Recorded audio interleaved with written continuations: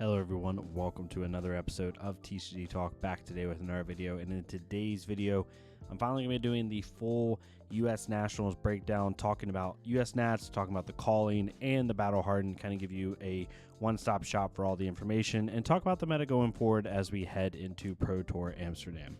If you're new to the channel, welcome. Thank you so much for stopping by. Hopefully enjoy your stay. If you are a long-staying supporter, thank you so much as always.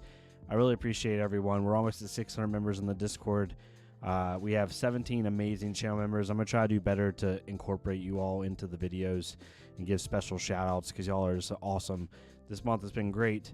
Been really enjoying it. So yeah, thank you all so much. But we'll get right into it without further ado. So this is the day one meta breakdown for US Nationals. I'm going to go over US Nats, the calling, and the battle hardened.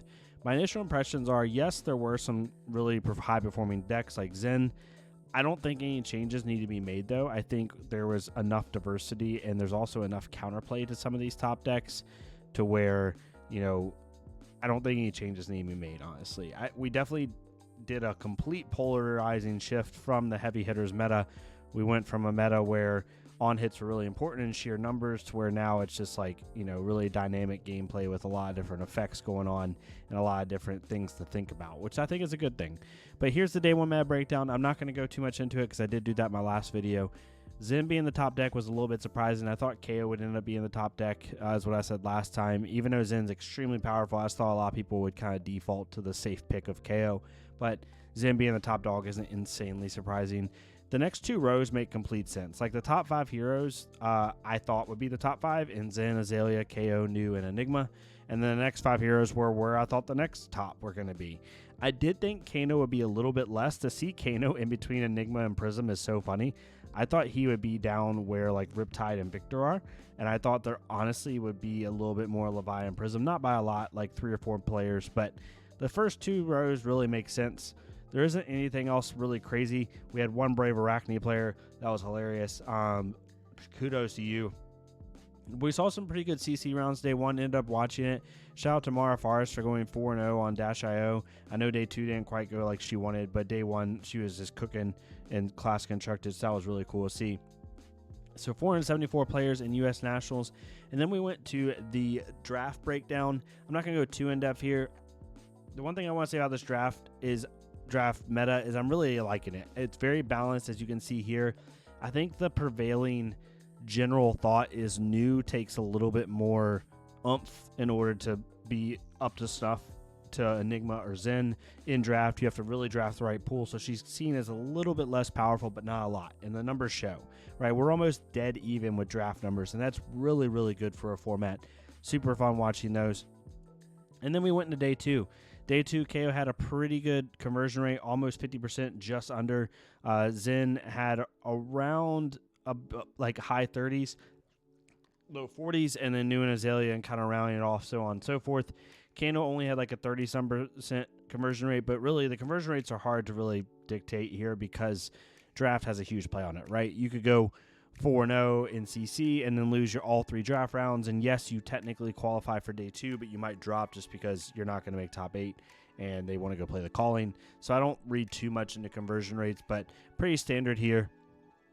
Pretty good hero dispersion, and even though Zen was really powerful and had a lot of top 8s over the 3 events, I think that there's enough meta diversity to where it's completely fine. Then we went to the day 2 draft. Again, very even. Look at this, like 4 picks difference between the top of Zen and the bottom of Enigma. Super balanced, which is exactly what you want to see.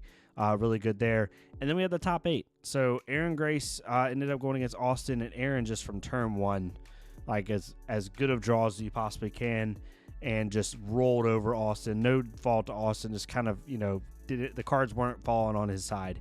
This is a very interesting matchup. Some people I hear say it's very Prism favored. Some people I've heard say it's pretty good for Enigma. It's one of those matchups where I think will develop as time goes on, but Aaron really high rolled there. William ended up falling to Andrew, which I was really upset about. I wanted to see William make a run. I love seeing Azaleas in the top 8. Evan, who is kind of the story of this top 8, Evan was in the finals of last year's US Nats against Charles Dunn, ended up losing to Charles Dunn's Fatigue Breyer on Lexi, I think. So really cool to see Evan back in the top 8. Ended up defeating Nathan in his top 8 match, and I believe Jacob won his match. It might have been Michael. I don't remember the Zenmir who won that. I apologize. But ended up obviously having a Zenmir. And then in the top half of the bracket, we had Aaron Grace facing off against Andrew Rothermel, and Andrew ended up taking that in a very close match. And then Evan ended up making the finals as well in the Zenmir. So we had a Zen versus KO final, old aggro top dog versus new aggro top dog. And it was just really close game. There was one key turn that I thought Andrew actually was going to pull out where Evan had like a 5 or 6 card hand and led with Descendant Gust Wave, and Andrew ended up blocking it with Scowling Fleshbag and scowling away Evan's Bonds of Ancestry, a 1 in 5 chance, 20% chance to do it, and he did it. And when he did that, I thought that tempo was really going to swing, even though Evan still had a pretty fairly good turn. But Evan ended up pulling it out and just had too much. And I think that match really showed the power of Zen, because Evan, even with some good draws by Andrew, especially in the early game, and some very timely Intimidate blocks, Evan was able to pull it out. But Evan was very confident throughout the whole week. He interviewed and said that he thought he had the best deck in the room. He was very confident about it. A lot different of demeanor than last year when he was in the top 8, where he was just kind of happy to be there. He kind of showed the player development and was really, really awesome. So congrats to Evan for the U.S. Nationals winning. Really cool to see. And then here, I'll link this down below. This is a cool wrap-up by LSS on the events on all 3. So the top 8, as you can see, 3 Zens in total. The calling to Minneapolis was won by William Pastel on Azalea, and we also had 1 Zen in the top 8 for that. Tran ended up getting second. We had 3 Kanos in the calling, and honestly, some people were looking to the calling Minneapolis as more of a barometer of the meta than Nats, because there's no draft, right, to influence those results. So seeing 3 Kanos is pretty nuts. Like if you had told me, okay, a Prism and an Enigma made top 8, but there's also 3 Kanos, that those 2 normally don't add up, right? Because Kano can struggle into both of those matchups. But regardless, 3 Kanos ended up making the top 8. Zelia took it. And then we had the Battle Harden, which was taken Bryce Morgan. This one was dominated by Zen, right? As you can see, 5 Zen in total in the top 8. But it was won by a Kano. So honestly, between all 3 events, Kano and Zen had the best showing, I think, followed by, I guess, Enigma 2-1, 2-2, 3-2, 4. Yeah, Enigma. So Zen, KO, Enigma in that order, so to speak. Really cool to see a diversity of decks, and I think the calling itself shows that nothing needs to be changed. I couldn't think of a ban. I don't think you ban Bonds of Ancestry. There's ways to tech into the card with Amnesia and Censor and just disruption in general. I think you'll see a lot more disruptive decks, which may end up helping the Illusionist out a little bit. So we'll have this kind of triangle-like meta. I'm really not upset about it at all. I think that the meta is in a good spot. I think going into the Pro Tour, I think New might rise a little bit to help counter Zen. I think Uziri actually has really good play into Zen as well, and into the Brutes as well. Azalea's obviously can give Zen trouble if she finds her right cards and chains her disruption together. Illusionist is always going to be kept in check by Zen a little bit, and it's going to be interesting to see how much Illusionist is played moving forward. Aaron Grace had a lot of cool tech in his deck, and I think a lot of people are going to be trying that out. And obviously, Enigma is very similar to Dromai, where I think the list will get more refined and better as time goes on. I think that hero only goes up, right? But overall, really excited. Looking at the Living Legend, if I can do this on the fly for you all. Dash has ended up getting 25 points so far. She's really close to Living Legend. Maybe she'll eke it out. I think she'll get there maybe through Nat season. I think it'll be close, but I think she can get there. It's going to be really close. I think she's the only one in contention LL this season.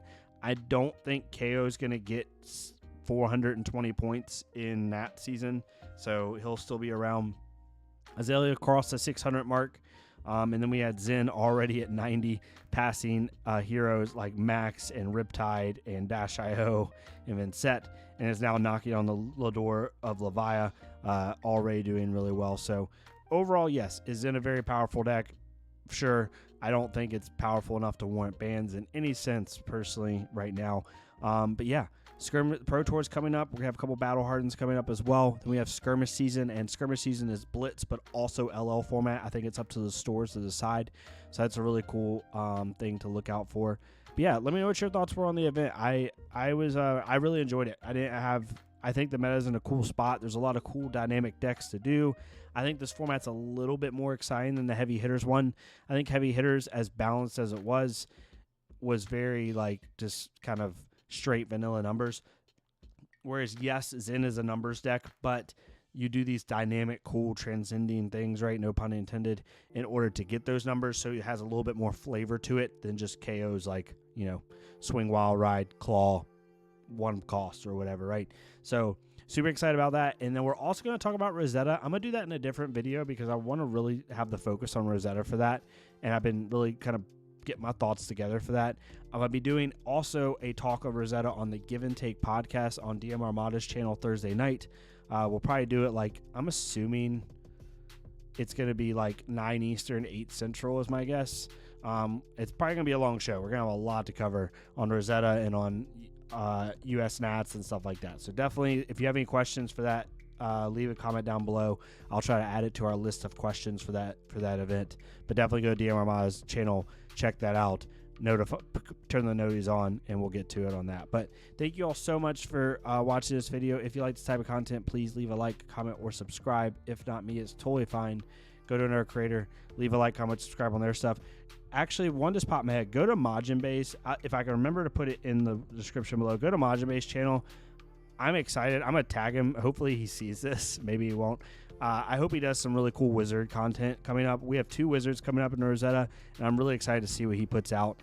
He's one of my favorite creators to watch with that stuff, and he's really good. He was a really good LOR player. He's a really good FAB player, obviously. And I think he was like 1 or 2 wins from getting top 8 in the Nats. So really excited to watch him. Definitely go check him out. I think he's really good for that. There's a bunch of other ones as well. But yeah, thank y'all so much. Y'all have a great rest of your night, and I'll see y'all next time on TCG Talk. Thank y'all so much.